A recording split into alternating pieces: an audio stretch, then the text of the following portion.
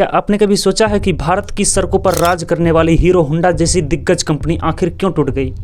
वो कंपनी जिसने लाखों लोगों के सपने को पहियों पर दोहराया, जिसने फील इट, शट इट और फॉरगेट इट जैसे डायलॉग को घर घर तक पहुंचाया। आखिर ऐसा क्या हुआ कि एक समय पर एक दूसरे के बिना अधूरे लगने वाले हीरो होंडा को अलग होना पड़ा? यह सिर्फ एक बिजनेस की कहानी नहीं है, यह एक कहानी है भरोसे की, समझदारी की और फिर धीरे धीरे बढ़ती खामोशी दरारें की। साल था 1980 का दशक। भारत उस समय आर्थिक रूप से उतना मजबूत नहीं था और टू व्हीलर इंडस्ट्री अभी अपने शुरुआती दौर में थी। लोगों के लिए बाइक खरीदना एक सपना होता था, लेकिन जो विकल्प मार्केट में मौजूद था उनमें या तो भरोसा कम था या माइलेज अच्छा नहीं था। ऐसे समय में भारत की एक बड़ी कंपनी जो पहले से ही साइकिल बनाने में नंबर 1 बन चुकी थी, हीरो, और आगे कुछ बड़ा करने की तैयारी करने जा रही थी।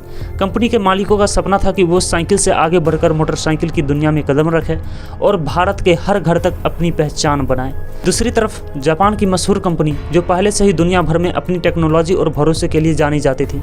होंडा की बाइक्स क्वालिटी और परफॉर्मेंस का दूसरा नाम था, लेकिन भारत जैसे बड़े संभावनाओं से भरे बाजार में एंट्री करना उनके लिए आसान नहीं था, क्योंकि उस समय भारत सरकार का नियम विदेशी कंपनियों के लिए काफ़ी स्ट्रिक्ट था। सीधे आकर बिजनेस करना लगभग नामुमकिन था और यहीं से शुरू होता है एक ऐतिहासिक साझेदारी, जब हीरो और होंडा ने एक दूसरे की ताकत को समझा और 1984 में मिलकर हीरो होंडा नाम की एक कंपनी बनाई।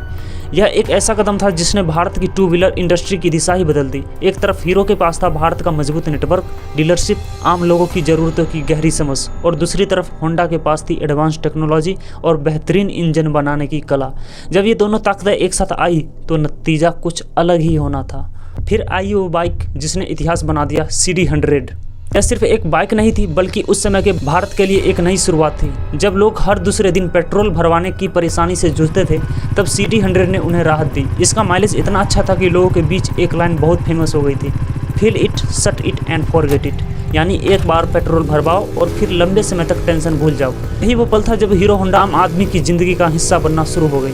धीरे धीरे कंपनी ने एक के बाद एक शानदार बाइक्स लॉन्च की, स्प्लेंडर, पैशन एंड ग्लैमर, और देखते ही देखते हीरो होंडा भारत की सड़कों की पहचान बन गई। गांव की कच्ची सड़कों से लेकर शहर की भीड़ भाड़ तक हर जगह एक ही नाम सुनाई देता था। एक समय ऐसा भी आया जब भारत में बिकने वाली हर दूसरी बाइक हीरो होंडा होती थी। यह सिर्फ एक कंपनी नहीं रही थी, यह भरोसे का दूसरा नाम बन चुकी थी। लेकिन हर सफल कहानी के पीछे एक ऐसा मोड़ जरूर आता है जहाँ से सब कुछ धीरे धीरे बदलने लगता है, और इस कहानी में भी वही होने वाला था।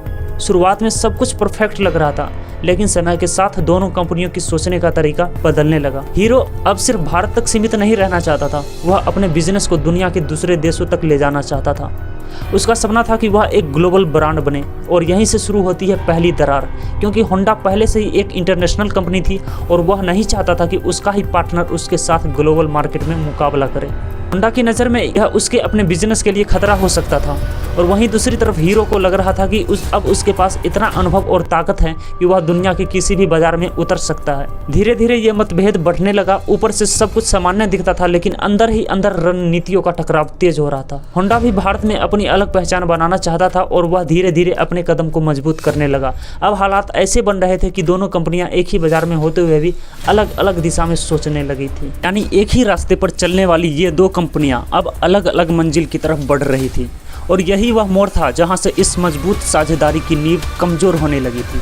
बाहर से यह रिश्ता पहले जैसा ही मजबूत दिख रहा था, लेकिन अंदर ही अंदर एक बहुत बड़ा बदलाव आ रहा था, जिसे उस समय बहुत कम लोग ही समझ पा रहे थे। अब वक्त उस मोड़ पर आ चुका था जहां से सब कुछ बाहर से सामान्य दिख रहा था, लेकिन अंदर ही अंदर एक बहुत बड़ा फैसला लेकर आ रहा था।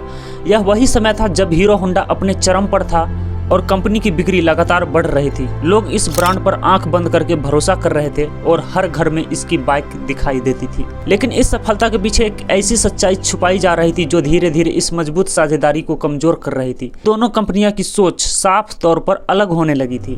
हीरो चाहता था कि वह अपने दम पर भारत के बाहर भी अपना बिजनेस को फैलाए और एक ग्लोबल ब्रांड बने। उसे लगने लगा था कि अब उसके पास अनुभव, नेटवर्क और ताकत है कि वह दुनिया के किसी भी बाजार में उतर सकता है। लेकिन दूसरी तरफ होंडा इस बात से सहमत नहीं था। होंडा पहले से ही एक इंटरनेशनल कंपनी थी और वह नहीं चाहती थी कि उसका ही पार्टनर उसी के साथ ग्लोबल मार्केट में कंपटीशन करे, और यहीं से असली टकराव शुरू होता है। समझौते में ऐसी शर्त थी जिनके अनुसार हीरो बिना होंडा की मंजूरी के भारत के बाहर अपने प्रोडक्ट्स नहीं बेच सकता था। शुरुआत में यह शर्त सामान्य लगी थी, लेकिन समय के साथ यही शर्त हीरो के लिए सबसे बड़ी रुकावट बन गई। हीरो आगे बढ़ना चाहता था, जबकि होंडा उसे उसी दायरे में रखना चाहता था। दूसरी तरफ होंडा भी भारत में अपनी अलग पहचान बनाना चाहता था। उसने धीरे धीरे अपनी खुद की कंपनी के जरिए भारतीय बाजार में कदम मजबूत करने शुरू कर दिए। वह अपने नाम से बाइक्स और स्कूटर्स लॉन्च करने लगा। अब स्थिति यह बन गई थी कि एक ही बाजार में दोनों पार्टनर एक दूसरे के साथ भी थे और एक दूसरे के कंपटीशन भी बन रहे थे। समय बीतता गया, दोनों के बीच मतभेद और गहराते गए। फैसला लेना मुश्किल हो रहा था, रणनीतियां अलग अलग बनने लगी थी और सबसे बड़ी बात यह थी कि भरोसा जो इस साझेदारी की नींव थी वह धीरे धीरे कमजोर पड़ने लगा। यही वह बिंदु था जहां से साफ हो गया कि अब दोनों का साथ ज्यादा समय तक चल पाना मुश्किल है। फिर आया साल 2010 और यहीं पर इस कहानी ने सबसे बड़ा मोड़ लिया। कई सालों से चल रहे मतभेद के बाद दोनों कंपनियों ने आपसी सहमति से अलग होने का फैसला किया। यह कोई अचानक लिया गया फैसला या निर्णय नहीं था, बल्कि लंबे समय से चल रही रणनीति और असहमति का परिणाम था। इस समझौते के तहत के समूह ने की हिस्सेदारी खरीद ली और इसके साथ ही हीरो होंडा का नाम इतिहास बन गया। कंपनी का नया नाम हीरो मोटोकॉर्प रखा गया और होंडा ने भारत में अपने दम पर काम करना जारी रखा। अलग होने के बाद दोनों के सामने नई चुनौतियां थी। हीरो के लिए सबसे बड़ी चुनौती थी कि वह बिना होंडा की टेक्नोलॉजी के कैसे आगे बढ़ेगा, क्योंकि इतने सालों तक उसकी बाइक्स में इस्तेमाल होने वाले टेक्नोलॉजी होंडा से ही आती थी।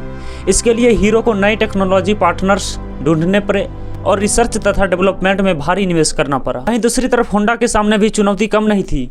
उसे अब भारत में अकेले अपने दम पर वही भरोसा बनाना था जो उसने हीरो के साथ मिलकर बनाया था। उसे अपने ब्रांड को मजबूत करना था और ग्राहकों के बीच अपनी अलग पहचान स्थापित करनी थी। समय के साथ दोनों कंपनियों ने खुद को संभाल लिया। हीरो मोटरकॉर्प ने अपनी नई पहचान बनाई और आज भी भारत की सबसे बड़ी टू व्हीलर कंपनियों में शामिल है।